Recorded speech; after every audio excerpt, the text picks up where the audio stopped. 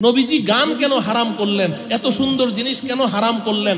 আলেমরা কোরআনের আয়াত দিয়ে বুঝায়, হাদিস দিয়ে বুঝায়, আমার মন মতো হয় না। আজকে আমি কারণ পেয়ে গেছি। আরে নবীজি তো আরব দেশের এই সমস্ত ফাটাবাস আর বুড়া বকরির গলার আওয়াজের গান শুনেছে, নবীজির কাছে গান পছন্দ হয় নাই, হারাম ঘোষণা করেছেন। আমার মতো হিন্দুস্তানি শিল্পীর একটা সুরেলা কণ্ঠের একটা টান যদি নবীজি শুনতেন, গানকে হালাল ঘোষণা করতেন। নাউজুবিল্লাহ পড়বেন না? আমি এটা শাইখুল ইসলাম আল্লামা তকি উসমানীর কিতাব পড়ে বলছি, কোনো কল্প কাহিনী বলছি না। আপনি বলেন এই শিল্পীর এই যুক্তির সাথে আপনি কি একমত? হ্যাঁ, গান নবীজি হারাম করেছেন না আল্লাহ পাক হারাম করেছেন? আল্লাহ পাক হারাম করেছেন। যেটাই হোক, তাহলে মানুষের বিবেক মানুষকে যে সমস্ত উল্টাপাল্টা যুক্তি দেয়, যুক্তি দিয়ে তারা সব সময় মানুষের বিবেক মানুষকে সঠিক রিপোর্ট দেয় না, প্রতারিত করে। বলেন ঠিক না বেঠিক? আমি আর সামনে উদাহরণ দিতে যাব না। আমি স্বল্প সময় আপনাদেরকে যে মাসআলাটা বুঝাতে চেয়েছি, ও আমার প্রিয় ভাইয়েরা আমার দিকে তাকিয়ে থাকেন। যতক্ষণ আমি থাকবো ডানে বামে তাকাবেন না, পেছনে তাকাবেন না, আমার দিকে তাকিয়ে থাকেন। এই যে আমরা তাহলে আমাদের বিবেক খাটিয়ে আমরা আমাদের জেনারেল শিক্ষাটা আবিষ্কার করেছি, তাহলে এই শিক্ষার মধ্যে ভুল আছে, ধোঁকা আছে, মিথ্যা আছে। বলেন ঠিক না বেঠিক? তো এই শিক্ষা একই তো মানুষের আবিষ্কার। আর যদি আমি আপনাদেরকে ইতিহাসের পাতা খুলে দেই, তাহলে আপনারা দেখবেন বর্তমান সময় তো ইতিহাস নিয়ে যত মিথ্যা কথা বলা যায়, ইতিহাস বিকৃতির যুগ। এই গত 16 বছর এই ফেরাউনি সরকারের আমলে ইতিহাসকে বিকৃত করতে করতে এমন অবস্থা হয়ে গেছে যে বাংলাদেশের স্বাধীনতার ইতিহাসটাও পুরা মিথ্যা দিয়ে ভরে ফেলেছে। এখন আর সত্য কিছু আমাদের সন্তানদের হাতে দেওয়ার মতো কিছু নাই। আমাদের সন্তানদেরকে এখন সত্য কথা কিছু দিতে হলে নতুন করে আবার ইতিহাস লিখতে হবে। বলেন ঠিক না বেঠিক? মহতারাম ভাইও, একই তো আমাদের মানুষের আবিষ্কার এই জেনারেল শিক্ষা। দ্বিতীয়ত কোন মানুষরা এইটা আবিষ্কার করেছে আমি সংক্ষেপে আপনাদেরকে শুনিয়ে যাই। উলামায়ে কেরামের কাছ থেকে শুনেন। আমাদের এই উপমহাদেশে এক সময় ব্রিটিশরা শাসন করেছে। বলেন ঠিক না বেঠিক? ব্রিটিশরা শাসন করেছে, ইংরেজরা শাসন করেছে। এই ব্রিটিশরা একদিন দুই দিন না, 190 বছর, প্রায় লাগাতার 200 বছর এই ব্রিটিশরা এই উপমহাদেশে শাসন করেছে। ব্রিটিশদের শাসন, এটা তো শাসন ছিল না, শোষণ ছিল। এটা তো জুলুম নির্যাতন ছিল। মুসলমানদের উপরে এমন কোনো অত্যাচার এবং জুলুম নির্যাতন নাই যেটা এই ইংরেজরা চালায় নাই।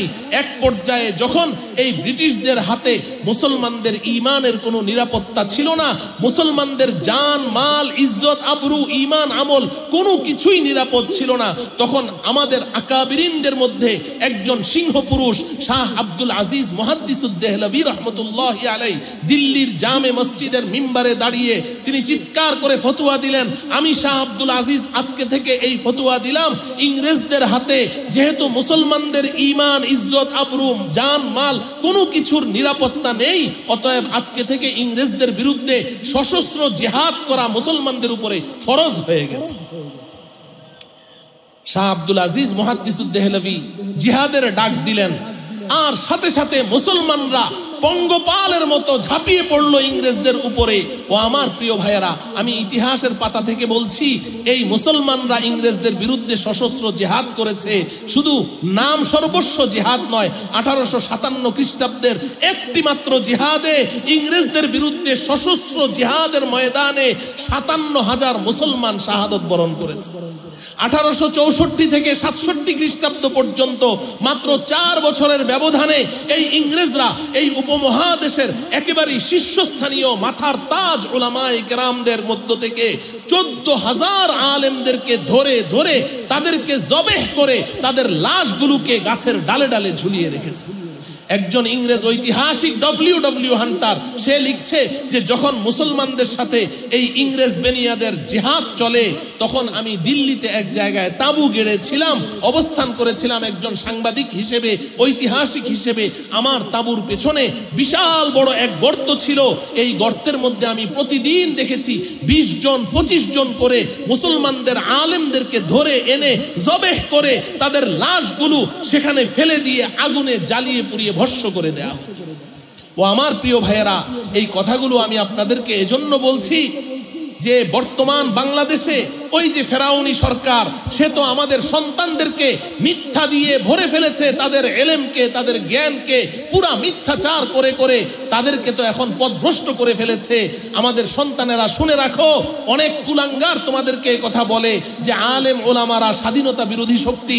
আমি ওই কুলাঙ্গার, ওই মূর্খ অর্বাচীনদেরকে বলে দিতে চাই, আমাদের ওই আকাবির উলামায়ে কেরামের নেতৃত্বে সেই কাসেম নানুতুবি রহমতুল্লাহি আলাইহি, হযরত হাজি ইমদাদুল্লাহ মুহাজিরে মক্কি রহমতুল্লাহি আলাইহি, রশিদ আহমদ গঙ্গুহি রহমতুল্লাহি আলাইহি, আর এর আগে হাফেজ জামেন শহীদ রহমতুল্লাহি আলাইহি, শাহ ইসমাইল শহীদ রহমতুল্লাহি আলাইহি, শাইখুল হিন্দ মাহমুদ হাসান দেওবন্দি রহমতুল্লাহি আলাইহি, এবং তার কলিজার টুকরা আওলাদে রসুল সৈয়দ হুসাইন আহমদ মদনী রহমতুল্লাহি আলাইহি, তারা সশস্ত্র জিহাদে নেতৃত্ব দিয়েছেন, সেনা প্রধান ছিলেন, সেনাবাহিনী সেই নেতৃত্ব দিয়ে সশস্ত্র যুদ্ধে মুক্তিযুদ্ধ পরিচালনা করে ওই ব্রিটিশদেরকে এই ভারত উপমহাদেশ থেকে বিতাড়িত করেছে।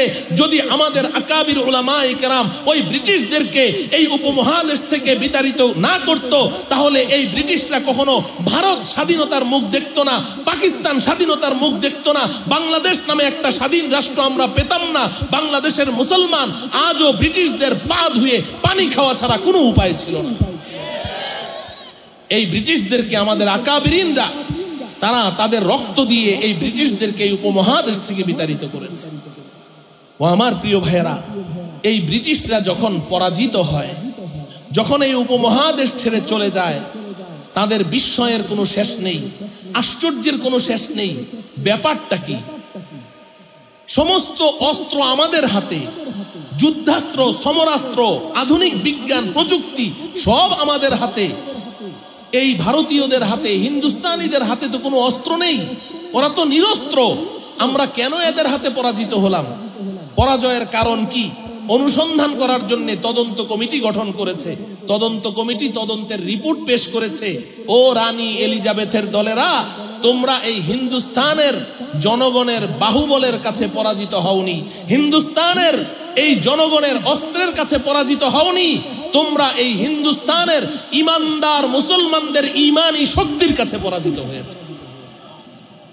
এই রিপোর্ট যখন ব্রিটিশদের হাতে গেল, তো এই ব্রিটিশরা তারা চিন্তা করলো যে আমরা তো চলেই যাচ্ছি, পরাস্ত হয়েছি, এখানে আর থাকতে পারবো না। তো যাওয়ার সময় আমাদেরকে একটা মরণ কামড় দিয়ে গেছে। কি দিয়ে গেছে? কথা বলেন, কি দিয়ে গেছে? হাদিয়া, হাদিয়া, উপহার দিয়ে যায় না? তো যাওয়ার সময় আমাদেরকে একটা মরণ কামড় দিয়ে গেছে। আপনি বলবেন যে মরণ কামড় কাকে বলে? হিন্দিতে বলে হাম তো ডুবে হ্যাঁ সনম তুঝকো লেকে ডুবেঙ্গে। বন্ধু, আমি ডুবছি, একা ডুববো না, তোকে নিয়েই ডুববো। এই ব্রিটিশরা যখন চলে যায়, তখন আমাদেরকে এই মরণ কামড় দিয়ে গেছে। এই হিন্দুস্তানের মুসলমানেরা, ইমানদার মুসলমানেরা, তোদের ইমানি শক্তির কাছে আমরা পরাস্ত হয়েছি, ঠিক আছে, যা, আমরাও তোদের ইমানের কিভাবে 12টা বাজাতে হয়, তোদের ইমানদার মুসলিম সন্তানদের কিভাবে বেঈমান বানাতে হয়, এই কৌশল নামের অপকৌশল, এটাও আমরা এখানে ব্যবস্থা করে রেখে এই বিষ এখানে ছড়িয়ে দিয়েই আমরা এখান থেকে যাব। ফলশ্রুতিতে এই ব্রিটিশরা আমাদের মাঝে কতগুলো মুনাফিককে রেখে গেছে, কতগুলো মুনাফিককে রেখে গেছে আমাদের ঈমান ধ্বংস করার জন্য। আমি ওদের ব্যাপারে আলোচনা করা আমার উদ্দেশ্য নয়, তবে আপনারা একটা মুনাফিককে আপনারা চিনেন। ওই মুনাফিকের নাম হলো মির্জা গোলাম আহমদ কাদিয়ানি।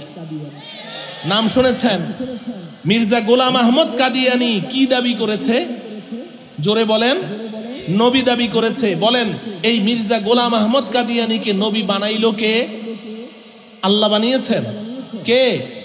এই ব্রিটিশরা, ইংরেজরা মির্জা গোলাম আহমদ কাদিয়ানিকে নবী বানিয়েছে। মুসলমানদের নবী ইংরেজরা বানায় কি জন্য? ইমানি শক্তি বাড়ানোর জন্য না ইমানের 12টা বাজানোর জন্য? ইমানের 12টা বাজানোর জন্য।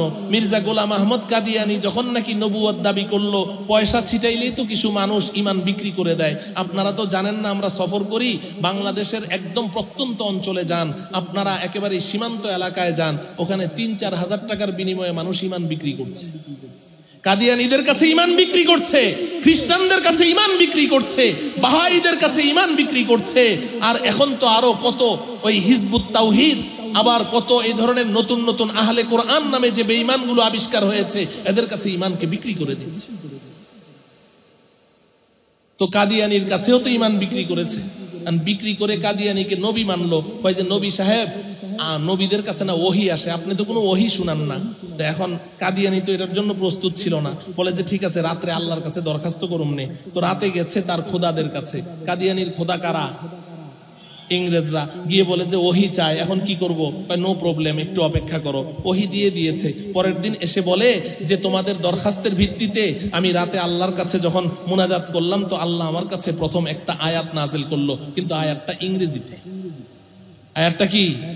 ইংরেজিতে। মির্জা গোলাম আহমদ কাদিয়ানির কাছে সর্বপ্রথম আয়াত নাজিল হয়েছে কি জানেন?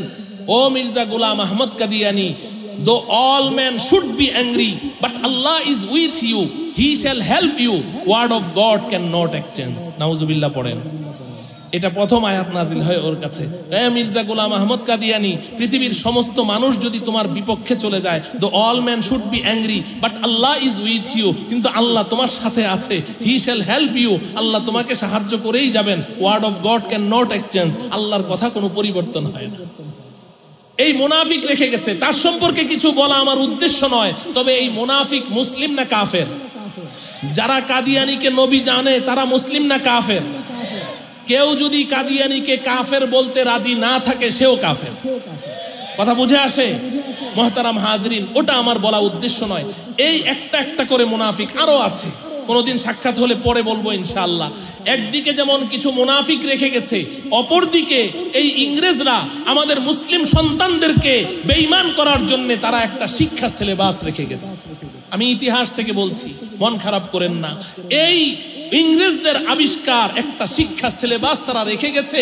এই সিলেবাসের উপরে বড় বড় অক্ষরে লিখে দিয়ে গেছে যে আমরা একটা শিক্ষা সিলেবাস এই উপমহাদেশে রেখে গেলাম।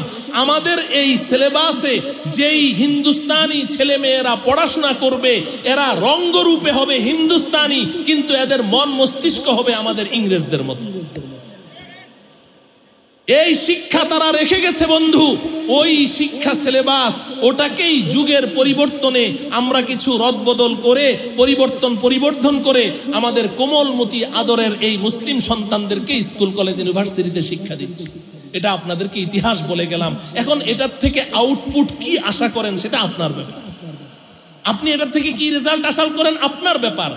এখন সর্বশেষ কথা, আপনারা হয়তো আমাকে ভুল বুঝছেন যে হুজুর তাহলে কি আমার সন্তানকে আমি স্কুলে পড়াবো না, জেনারেল শিক্ষায় শিক্ষিত করব না? হ্যাঁ অবশ্যই করবেন। জেনারেল শিক্ষায় শিক্ষিত না করলে ডাক্তার হবে কোত্থেকে? ডাক্তার না থাকলে রোগীর চিকিৎসা করবে কে? জেনারেল শিক্ষায় শিক্ষিত না হলে ইঞ্জিনিয়ার প্রকৌশলী হবে কেমনে? এই বাংলাদেশে এত বড় বড় ফ্লাইওভার আর এত বড় বড় কালভার্ট আর ব্রিজগুলো হচ্ছে, এগুলো নির্মাণ করবে কে?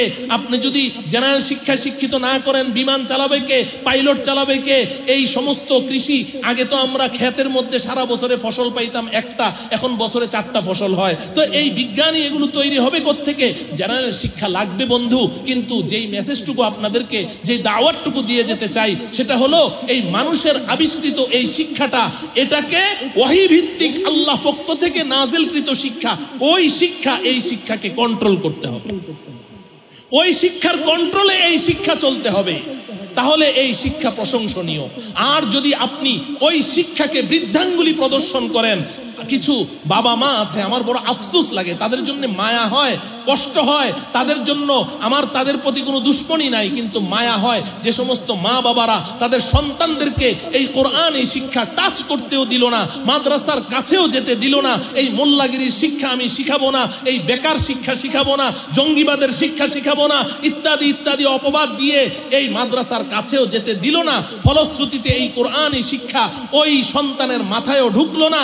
এই সন্তান শুরু থেকে ইংলিশ মিডিয়ামে পড়ে বিদেশ থেকে পিএইচডি কোর্স করে আসছে। ও আমার প্রিয় ভাইয়েরা, কোনো বাবা কোনো মা তার সন্তানকে ডাক্তার বানায় না জান্নাতে যাওয়ার জন্যে, কোনো সন্তানকে সে জজ ব্যারিস্টার বানায় না জান্নাতে যাওয়ার জন্যে, কোনো সন্তানকে ব্রিগেডিয়ার আর্মি অফিসার বানায় না জান্নাতে যাওয়ার জন্যে। তার আশা হলো দুনিয়াতে একটু সুখ শান্তি করব, জীবনের শেষে সন্তানের কামাই খাবো, আরাম করব, মান সম্মান হবে। এই আশায় তুমি আল্লাহকে নারাজ করে, তোমার জান্নাতকে হারাম করে, সমস্ত জমি জমা বিক্রি করে তোমার সন্তানকে পিএইচডি ডিগ্রি নিয়ে বাংলাদেশে নিয়ে এসেছো।